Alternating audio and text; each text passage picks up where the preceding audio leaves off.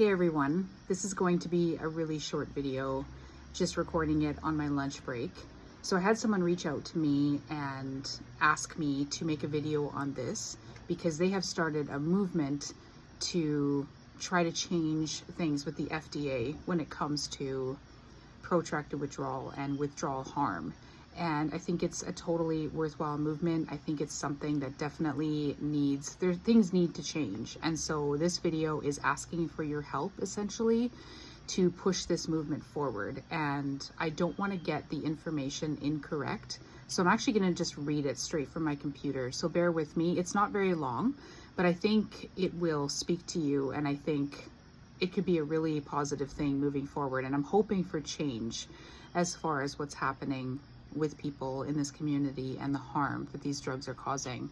So a new nonprofit called the Antidepressant Coalition for Education, or ACE, has submitted a petition to the FDA. So this petition calls on the FDA to add a boxed warning, so the strongest warning that there is, to antidepressant labels, alerting prescribers and patients about the risk of severe protracted withdrawal and withdrawal-induced akathisia. So as we know, right now the warnings are about side effects and when you're starting the drug, what to watch for. But this is talking about black box warnings for the risk of harm in withdrawal and the severity that can come from that. So the petition also calls on the FDA to update tapering guidance to be evidence-based to help prevent the harm so many of us have endured. So obviously doctors are not properly informed on safe tapering guidelines. Most people are not given any informed consent, and we are being told to taper a drug we've taken for years and sometimes decades in 4 weeks, if that.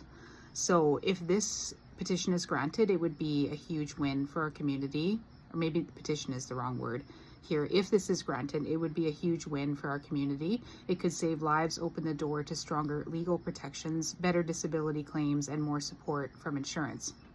But here's the challenge. Most citizen petitions like this are denied unless we make our voices heard. So here's where you come in. So we're asking everyone who has been harmed by SSRI or SNRI withdrawal, so this is specific to those antidepressants as opposed to benzos, or their loved ones, coaches, advocates, or healthcare providers, to submit a report to the FDA's MedWatch program. This is your chance to tell the FDA what you've been through. By flooding the system with reports, we can create a surge that makes the FDA take notice. And when they look at these reports, they'll see the same message over and over, which is people are experiencing severe protracted withdrawal from antidepressants. So it doesn't matter where you live. It doesn't matter when the harm occurred. Anyone can submit a report, and the ACE team is even offering help if you're struggling to write your report because of withdrawal-related cognitive challenges, which I know people are definitely experiencing in this community. So if you've been harmed by antidepressant withdrawal, or if you know someone who has, take a few minutes to submit a MedWatch report. So this is our time to hopefully create change because it's long overdue.